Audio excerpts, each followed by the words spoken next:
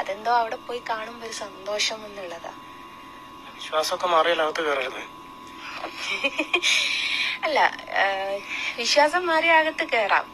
കണ്ണന്റെ ഫോട്ടോ വരച്ച് വിറ്റും ഗുരുവായൂർ അമ്പലത്തിൽ പോയി കണ്ണന് മാല ചാർത്തി അവിടുന്ന് ഫോട്ടോസും വീഡിയോസൊക്കെ എടുത്ത് പോസ്റ്റ് ചെയ്ത് വിവാദത്തിലായ ജസ്നയ്ക്കെതിരെ ഹൈക്കോടതി കേസെടുത്ത വിവരമൊക്കെ എല്ലാവരും അറിഞ്ഞിട്ടുണ്ടാവും. അതുമായി ബന്ധപ്പെട്ട ചർച്ചകളിൽ ജസ്ന മതം മാറാൻ ഒരുങ്ങുന്നു എന്നുള്ള വാർത്തകളൊക്കെ വന്നിരുന്നു. ഇപ്പതാ ജസ്ന ഒരു ചാനലിന് കൊടുത്ത അഭിമുഖത്തിൽ തുറന്നു പറയുന്നു, കാണാം. ഈ വ്യക്തിയുടെ പേരിൽ 4 ജാമ്യമില്ലാ വകുപ്പിൽ അറസ്റ്റ് വാറന്റ് ഉള്ള ഒരാളാണ്. അങ്ങനത്തെ ഒരു വ്യക്തിനെ ഞാൻ കള്ളക്കേസ് കൊടുത്ത് ജയിലിലാക്കാൻ ശ്രമിക്കുന്നു എന്ന് പറഞ്ഞിട്ട് ഈ സ്ത്രീ നിരന്തരം വീഡിയോ ഇടുന്നു.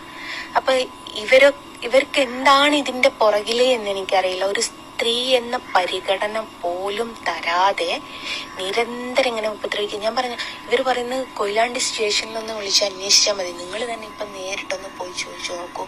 കൊയിലാണ്ടി സ്റ്റേഷനില് ജസ്റ്റ് ഇവിടെ പീഡന കേസ് തന്നിട്ടുണ്ടോ? എത്ര പീഡന കേസ്? ഒരു കേസ് തന്നിക്കെന്ന് കൊയിലാണ്ടിക്കാര് പറയട്ടെ. നിങ്ങൾക്ക് എസ്ഐന്റെ നമ്പർ കിട്ടാൻ മീഡിയക്കാരല്ലേ, നിസ്സാര സമയം കൊണ്ട് പറ്റും. ഒന്ന് പോയി അന്വേഷിക്കുക. ഞാൻ കേസ് കൊടുത്തിട്ടുണ്ട്. തല്ലുകൂടി, മിക്കതും തല്ലുകൂടിയതാ. എന്നോട് ആരെങ്കിലും എന്തേലും പറഞ്ഞാൽ ഞാൻ അതിന്റെ മേത്ത് കയറി ചൊറിയുന്ന ഒരാളാണ്. അങ്ങനെ കിടന്ന് തല്ലുപിടിക്ക് റോഡുമെന്ന് തല്ലിട്ടി എന്നല്ലാണ്ട് അല്ലാത്ത കേസ് ഞാൻ ഉള്ളൊരു കേസ് ഞാൻ കൊടുത്തിട്ടുണ്ട്. പക്ഷെ അതിന് എനിക്ക് നീതി ന്യായവും കിട്ടിയിട്ടില്ല. അതാണ് വെള്ള പൂശാൻ ഒരു സ്ത്രീ നിരന്തരം ശ്രമിക്കുന്നത്. എന്താന്നുള്ള ആ സ്ത്രീക്കും അയാൾക്കും മാത്രമേ അറിയുള്ളൂ. എന്തിനാ ഇങ്ങനെ വെള്ള പൂശുന്നുള്ളത്. ഇപ്പം ഈ സംഭവിച്ചതെല്ലാം അറിവില്ലായ്മ കൊണ്ടാണ്. ഇപ്പൊ കേക്ക് മുറിച്ചത് അറിയാതെ പോയി, മാല ചാർത്തിയത് അറിയാതെ പോയി, വഴിയിൽ കണ്ട വിഷുക്കണിയുടെ അറിയാതെ പോയി. ഇതെല്ലാം അറിയാതെയാണ് ചെയ്തിരിക്കുന്നത്. അങ്ങനെയാണോ? അല്ല, കേക്ക് മുറിച്ച് ഞാൻ പറഞ്ഞല്ലോ, എനിക്ക് അറിവില്ലായ്മ കൊണ്ട് ചെയ്തൊരു സംഭവമാണ്. മാല ചാർത്തിയതും ഞാൻ പറഞ്ഞു. എനിക്ക് എന്റെ ജീവിതത്തിൽ ആദ്യമായിട്ടാണ് ഞാൻ ഗുരുവായൂർ ഒരു മാല ചാർത്തുന്നത്. അതിനു മുമ്പ് ഞാൻ ഒരു മാല പോലും ചേർത്ത്. എനിക്ക് ഭയങ്കര നല്ലോണം സുഖിപ്പിക്ക്, വിശ്വാസികൾ പുളകം കൊള്ളട്ടെ, നല്ലോണം സുഖിപ്പിക്ക്. ഞാന് ഈ ഹരേ കൃഷ്ണയൊക്കെ എഴുതിയത് കുളിച്ച് അത്രമേൽ വൃത്തിയോടെയും ശുദ്ധിയോടെയും കൂടി എന്ന് പറഞ്ഞിട്ട് അതിൽ വന്ന് എഴുതി ഞാൻ അത്രക്ക് സന്തോഷമായിട്ട് പോയി. അപ്പൊ ഞാൻ അവിടെ ഇങ്ങനെ ബോർഡ് എഴുതി വെച്ചിട്ടുണ്ട്, മതാചാര ചടങ്ങിനും വിവാഹത്തിനും വീഡിയോ എടുക്കാം. മതാചാര ചടങ്ങല്ലേന്ന് വിചാരിച്ചിട്ടാണ് ഞാൻ അതും എടുത്തത്. സത്യം പറയാച്ച ഞാൻ അറിയാതെ ചെയ്തത്. അപ്പൊ ഞാൻ ഈ കഴിഞ്ഞ ദിവസം ഗുരുവായൂർ പോയപ്പോ ഞാൻ തന്ത്രിനോട് പറഞ്ഞു, വല്ലാത്ത പരീക്ഷണ കണ്ണന്. അപ്പൊ എന്നോട് പറഞ്ഞു, അതങ്ങനെയാണ്, നീ കണ്ണനിൽ എത്രത്തോളം അങ്ങോട്ട് പോകുന്നു അത്രത്തോളം നിന്നെ പരീക്ഷിക്കുന്നു. ഇത് കേൾക്കുന്ന കുറച്ച് ആൾക്കാർ ചോദിക്കുന്ന, അപ്പൊ എനിക്ക് കണ്ണന്റെ കൂടെ അങ്ങ് പോയിക്കൂടെ, എന്തിനാടി ഇസ്ലാം മതത്തിൽ നിൽക്കുന്നത്? എല്ലാവരും അങ്ങനെ തന്നെ ചോദിക്കുക, എന്തിനാ അത്ര കഷ്ടപ്പെട്ട് ഇസ്ലാം മതത്തിൽ നിൽക്കുന്നത്? കണ്ണൻ അത്രമാത്രം സ്നേഹിക്കുന്ന, അത്രമാത്രം വിശ്വസിക്കുന്ന ഒരു വ്യക്തിയാണ് എന്നുണ്ടെങ്കിൽ ഒരിക്കലും ഇസ്ലാം മതത്തിൽ നിൽക്കരുത്. ആ മതം വിശ്വസിച്ച് ആ മതത്തിന്റെ ആചാരവും വിശ്വാസമായിട്ട് മുന്നോട്ട് പോകണം. അങ്ങനെ ചെയ്യേണ്ടി. അങ്ങനെ ഒരിക്കലും ചെയ്യൂല എന്ന് എല്ലാവർക്കും അറിയാം. അങ്ങനെ ചെയ്തു കഴിഞ്ഞാൽ ഒരു ഹിന്ദു മതവിശ്വാസി കണ്ണന്റെ ഫോട്ടോ വരച്ച് വിൽക്കുക എന്നുള്ളത് ഒരു മീഡിയ പബ്ലിസിറ്റി കിട്ടുന്ന ഒരു വാർത്തയല്ല. അതുകൊണ്ട് തന്നെ പൈസ ഉണ്ടാക്കാനും പറ്റൂല, ആളുകൾ തലയെ വെച്ച് കൊണ്ടടക്കാനും കഴിയൂല. അപ്പൊ അതെന്തായാലും ചെയ്യൂല എന്ന് എല്ലാവർക്കും അറിയാം. എന്റെ സൗകര്യ, ഞാൻ എവിടെ നിക്കണം എന്നുള്ളത് എന്റെ സൗകര്യാണ്. ഒരുത്തനും അത് മാറ്റാൻ പറ്റൂല. നിങ്ങളിനി എല്ലാരും കൂടി വന്നെങ്ങാന് ഇവിടെ പ്രതിഷേധം നടത്തിയാൽ എനിക്ക് മാറണം തോന്നിയാലേ ഞാൻ മാറുള്ളൂ. ഞാൻ പടച്ചോനെ വിടണമെന്ന് ഞാൻ റിയാക്ഷൻ വീഡിയോ ചെയ്യാന് അതിൽ ഞാൻ കണക്കാക്കുന്നത് ഇത്ര മാത്രമേ ഉള്ളൂ. നിങ്ങൾക്ക് ഇതിനെപ്പറ്റി പറഞ്ഞിട്ട് 10 രൂപ കിട്ടാനുള്ള വഴി അത്രമാത്രം കൂട്ടിയാൽ മതി. അല്ലാതെ നിങ്ങൾക്ക് മതത്തിനോട് അത്രമേൽ ഭ്രാന്തമായ ഇഷ്ടമുണ്ടെങ്കിൽ നിങ്ങൾ ഒരിക്കലും ഒരു അന്യ സ്ത്രീയുടെ വീഡിയോയും കാണൂല, ഒരിക്കലും ഒരു യൂട്യൂബ് ചാനൽ തുടങ്ങി ഇത് സബ്സ്ക്രൈബ് ചെയ്യൂ, ബെൽ ബട്ടൺ അമർത്തൂ എന്ന് പറയുകയും ചെയ്യൂല. അങ്ങനെ ഞാൻ ചോദിക്കട്ടെ, എല്ലാ വചനം പറഞ്ഞിട്ട് യൂട്യൂബിൽ നിന്നും വരുമാനം വാങ്ങുന്ന കുറേ ആൾക്കാരുണ്ട്. അവരോട് ചോദിക്കുക, നിങ്ങളൊക്കെ ചെയ്യുന്നതിനെക്കാട്ടിൽ എത്രയോ അന്തസ്സുള്ള പണിയാണ് ഞാൻ ചെയ്യുന്നത്. അതുപോലെ തന്നെ ഇവളും ചെയ്യുന്നത്. ഇവള് വരച്ച് വെക്കുന്ന ഫോട്ടോ ഒരു ഹിന്ദു മതവിശ്വാസിയും വാങ്ങൂല എന്ന് എല്ലാവരും കൂടി തീരുമാനിച്ചാൽ അവിടെ തീരുന്നേ ഉള്ളൂ ഇവളുടെ കണ്ണന്റെ സ്നേഹം.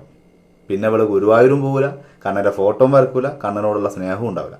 ഇതൊക്കെ ഒരു തട്ടിപ്പാ, എല്ലാവർക്കും അറിയാം, അത് വിശ്വാസികൾക്കും അറിയാം.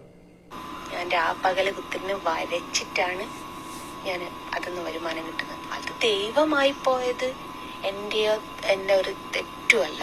ഒരിക്കലും ആരും കുറ്റം പറയരുത്. കണ്ണൻ എങ്ങനെയോ ദൈവമായി പോയതാ, അതിന് ഇവളുടെ കുറ്റമല്ല. ഞാനൊരു ദൈവത്തിനെ വരയ്ക്കുന്നത് അതിൽ ഞങ്ങളുടെ മതത്തിൽ തന്നെ പറഞ്ഞൊരു കാര്യമുണ്ട്, വന്നിച്ചിട്ടില്ലെങ്കിൽ നിന്ദിക്കാൻ പാടില്ല എന്ന്. ഞാനൊരു കാര്യം ചോദിക്കട്ടെ, ഇവരുടെ മതത്തെ, ഇപ്പം ഇസ്ലാം മതത്തെ നമ്മളിപ്പോൾ എവിടെയെങ്കിലും പോവുകയാണ്, എവിടെയെങ്കിലും പോയിട്ട് ഇപ്പം ഒരു ഹിന്ദു ആൾക്കാരുടെ വീട്ടിലാണ് എത്തിപ്പെട്ടതെങ്കിലും ഞങ്ങൾക്ക് നിസ്കരിക്കാൻ എന്ന് പറയുമ്പോൾ അവരവിടെ ഒരു സ്പേസ് കൊടുത്താൽ ഇത്രമേൽ സന്തോഷമായിരിക്കും. അവരുടെ എന്താ പറയുക, ആചാരത്തെ ബഹുമാനിക്കുന്ന ആ ഒരു വ്യക്തികൾ അവരെ ആചാരത്തെ കൈ താങ്ങി നിൽക്കുമ്പോൾ അവർക്ക് സന്തോഷമല്ലേ? അപ്പം നിങ്ങൾ ചിന്തിക്കണ്ടേ, ഞാൻ ഹിന്ദുമത വിശ്വാസികളുടെ അവർക്ക് എന്താ പറയാ ഒരു താങ്ങായിട്ട് നിൽക്കുമ്പോൾ നിങ്ങൾ അവരുടെ വിശ്വാസം ഞാനും കൂടിയിട്ട് നമ്മളിപ്പം അവർക്കൊരു താങ്ങായിട്ട് നിൽക്കല്ലേ? അതാ എനിക്ക് ചോദിക്കാനുള്ളത്. ഹിന്ദുമത വിശ്വാസികൾക്ക് ഇവളൊരു താങ്ങും തണലും അല്ലേ? എന്തിനാ വെറുതെ ഇവളെ കുറ്റം പറയണത്? ഇവളില്ലെങ്കിൽ ഹിന്ദുമത വിശ്വാസികളാകെ നിലത്ത് വീണുപോലെ. അപ്പൊ അങ്ങനെ താങ്ങും തണലായിട്ട് നിൽക്കുന്ന ഒരാളുകൾ നമ്മൾ ഒരിക്കലും എന്ത് ചെയ്യരുത്, കുറ്റം പറയരുത്. അപ്പൊ അതിൽ നിങ്ങൾ എന്തിനിങ്ങനെ കുറ്റം പറയണമെന്ന്? ഹൈക്കോടതി പോലും കേസെടുക്കേണ്ടി വരുന്നു, ഹൈക്കോടതി ഉത്തരവുകൾ ഇറക്കേണ്ടി വരുന്നു, അങ്ങനെയൊക്കെ ഒരു കാരണക്കാരി ആകേണ്ടി വരുന്നു. അതും ഏറ്റവും പ്രധാനപ്പെട്ട ക്ഷേത്രങ്ങളിൽ ഒന്നാണ് ഗുരുവായൂർ. അവിടെ ഇത്തരം ചില നിയന്ത്രണങ്ങൾക്ക് കാരണക്കാരിയായി മാറി എന്നതിൽ ഒരു വിഷമം. ഒരുപാട് ആൾക്കാർ കുറ്റം പറഞ്ഞിട്ടുണ്ട്, ഓള് കാരണം ഒരു ഫോട്ടോ പോലും എടുക്കാൻ പറ്റുന്നില്ലല്ലോ. അപ്പൊ ഈ കുറ്റം പറയുന്ന ആൾക്കാരുടെ ചിന്താഗതി, ഞാനല്ല ഹൈക്കോടതിയിലേക്ക് പരാതിയായിട്ട് പോയത്. അപ്പൊ അത് ചിന്തിക്കണ്ടേ? ഈ പറഞ്ഞ കുറച്ച് സ്ത്രീകളാണ് പരാതിയായിട്ട് പോയത്. അപ്പോ അതിൽ വിഷമുണ്ട്. അപ്പോ നീ കാരണം പിന്നെ ഒരു ഫോട്ടോ പോലും എടുക്കാൻ പറ്റുന്നില്ല എന്ന് പറയുന്ന അതേ സമയം തന്നെ ഗുരുവായൂർ അമ്പലം റീലെടുക്കാനുള്ളതല്ല എന്നും പറയുന്നുണ്ട് ചിലര്. അങ്ങനെയെങ്കിൽ ആ ഒരു സംഭവത്തെ അവര് സ്വാഗതം ചെയ്യല്ലേ ചെയ്യണ്ടേ? ഞാനൊരു കാര്യം പറയാണ്, ഈ റീസെന്റ് ഞാൻ കണ്ടൊരു സംഭവമാണ്. ആക്ടർ അനു സിത്താര വിഷുവിന് ഗുരുവായൂർ പോയിട്ട് അവിടുന്ന് വീഡിയോ ചെയ്ത് പോസ്റ്റ് ചെയ്തിട്ടുണ്ട്. അത് ഈ സമൂഹം കാണുന്നില്ല. ജസ്ന സലീം പോസ്റ്റ് ചെയ്താൽ മാത്രമേ കാണുന്നുള്ളൂ. അതെന്തുകൊണ്ടാന്ന് എനിക്കറിയില്ല. ഒരാൾക്കും പരാതിയില്ല. ഒരു മനുഷ്യൻ പോലും അതിന് പരാതിപ്പെട്ടില്ലല്ലോ. ദേവസ്വം ബോർഡ് പരാതിപ്പെട്ടോ? ഒരാളും പരാതിപ്പെട്ടിട്ടില്ല. അതെന്തുകൊണ്ടാ? ഞാൻ മറ്റൊരു മതസ്ഥയായതാണ് ഇപ്പൊ പലർക്കും പ്രശ്നം. അവരുടെ കണ്ണനാണ് പോലും.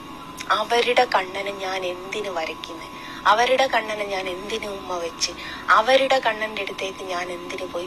ഞാനും ചോദിക്കട്ടെ, കണ്ണന് എവിടെങ്കിലും പറഞ്ഞിട്ടുണ്ടോ ഞാൻ ഇന്ന ആൾക്കാരുടേത് മാത്രമാണെന്ന്? ഹൈന്ദവരോട് ചോദിക്കുക, ഞാൻ എവിടെങ്കിലും കണ്ണൻ പറഞ്ഞിട്ടുണ്ടോ ഞാൻ ഇന്ന ആൾക്കാർക്ക് മാത്രമേ എന്നെ സ്നേഹിക്കാൻ പാടുള്ളൂ? ഞാൻ അറിഞ്ഞൊരു സംഭവമുണ്ട്, കണ്ണനെ അറിയാതെങ്കിലും നമ്മൾ നാവ് കൊണ്ട് ഒന്ന് വിളിച്ചു പോയാ കൂടെ ഇറങ്ങിപ്പോരൂ എന്ന് പറഞ്ഞിട്ടുണ്ട്. ചിലരിഞ്ഞോട് ചോദിക്കുന്നത്, എന്തിനാണ് ഗുരുവായൂർ പോയി കളിക്കുന്നത്? നന്ദനം സിനിമ ഉണ്ടില്ല, എന്റെ പുരയിലേക്ക് ഇങ്ങോട്ട് വരൂലെന്ന്. പക്ഷെ നമ്മള് അവിടെ പോയി കാണുക എന്ന് പറയുന്നത് എനിക്ക് ഞാൻ നടയെ തട്ടോളെ പോവുള്ളൂ, ഉള്ളിലേക്കൊന്നും ഞാൻ കയറില്ല. പക്ഷെ അവിടെ പോയാലും കണ്ണനെ എനിക്ക് അവിടെ എവിടെയെങ്കിലും കാണാൻ പറ്റും എന്നുള്ളൊരു വിശ്വാസത്തിലാണ് ഞാൻ എപ്പോഴും പോകാറ്. അതെന്തോ അവിടെ പോയി കാണുമ്പോ ഒരു സന്തോഷം എന്നുള്ളതാ. വിശ്വാസമൊക്കെ മാറിയാലകത്ത് കയറരുത്. അല്ല, വിശ്വാസം മാറിയ അകത്ത് കയറാം. പക്ഷെ ഞാൻ മാറിയിട്ടില്ല. നമ്മളെ ചുറ്റിലും നിൽക്കുന്ന ആൾക്കാരെയും കൂടി നമ്മൾ നോക്കണം. എനിക്ക് എൻ്റെ ഉമ്മാനെ നോക്കണം, വാപ്പാനെ നോക്കണം, എൻ്റെ കുഞ്ഞുങ്ങളെ നോക്കണം, ഭർത്താവിനെ നോക്കണം. അങ്ങനെ എന്നൊക്കെ നോക്കുമ്പോൾ നമ്മളൊക്കെ നമ്മുടെ ജീവിതത്തിൽ എല്ലാവരും തൃപ്തിയോടെ അല്ല ജീവിക്കുന്നത്. അതേപോലെ പലർക്കും വേണ്ടിയിട്ട് നമ്മുടെ ജീവിതം പല സാഹചര്യങ്ങളും മാറ്റി മറിക്കുന്നുണ്ട്. അതേപോലെ ഞാൻ ചുറ്റിലുള്ള ആൾക്കാരെയും നോക്കണം. സാഹചര്യം വരുമ്പോ അങ്ങനെ ഒരു സാഹചര്യം എനിക്ക് ഒരു ഒഴിവുമില്ല, കണ്ണനെ സ്നേഹിക്കാൻ വേറെ ഒരു വഴിയും ഇല്ല എന്ന് കണ്ട ഞാൻ മതമാറി തന്നെ ചെയ്യും. അങ്ങനെ തന്നെ ചെയ്യണം. അങ്ങനെ ഒരു ആവശ്യം വന്നു കഴിഞ്ഞാൽ അങ്ങനെ തന്നെ ചെയ്യണം. അതാണ് അതിൻ്റെ ശരി. പക്ഷെ ആവശ്യം ഒരിക്കലും വരൂല. അതാണ് മറ്റൊരു സത്യം. നേരത്തെ പറഞ്ഞ പോലെ മതം മാറി ഹിന്ദുമത വിശ്വാസി ആയി കഴിഞ്ഞാൽ 4 ദിവസമൊക്കെ ആളുകൾ ചർച്ച ചെയ്യും, ആളുകൾ ഇന്റർവ്യൂ എടുക്കും, മീഡിയകളിലൊക്കെ നിറഞ്ഞു നിൽക്കും. 5ാമത്തെ ദിവസം മുതൽ ജസ്ന സലീം എന്നുള്ള പേരുമില്ല, അങ്ങനെ ഒരാളാരും അറിയില്ല. പിന്നെ കണ്ണൻ്റെ ഫോട്ടോ വരച്ച് അത് വാങ്ങാനും ആളുണ്ടാവില്ല. ആ ഫോട്ടോ വരച്ച് സോഷ്യൽ മീഡിയ ഇട്ടാൽ കാണാനും ആളുണ്ടാവില്ല. വീണ്ടും ഗുരുവായൂർ അമ്പലത്തിൽ പോയി കണ്ണന് മാല ചാർത്തിയാൽ ഒരു മീഡിയ പബ്ലിസിറ്റിയും കിട്ടൂല. കാരണം ഹിന്ദു മതവിശ്വാസിയാണല്ലോ. അത് ലക്ഷക്കണക്കിന് ആളുകൾ ചെയ്യുന്ന ഒരു കാര്യം മാത്രമായിട്ട് ചുരുങ്ങും. അപ്പം അതുകൊണ്ട് ആ കച്ചവടം പിന്നെ നടക്കൂല. അതുകൊണ്ട് ജസ്ന സലീം ഒരിക്കലും മതം മാറൂല. അതാണ് ഒരു സത്യം. പക്ഷെ മതം മാറണം, അതാണ് സത്യത്തിൽ വേണ്ടി. കണ്ണനെ വിശ്വസിക്കുന്ന, ആരാധിക്കുന്ന, കണ്ണനെ അത്രമാത്രം സ്നേഹിക്കുന്ന ഒരു വ്യക്തിയാണെങ്കിൽ തീർച്ചയായിട്ടും ആ വിശ്വാസത്തിന്റെ ഭാഗമായിട്ട് മാറണം. അതാണ് അതിന്റെ ശരി.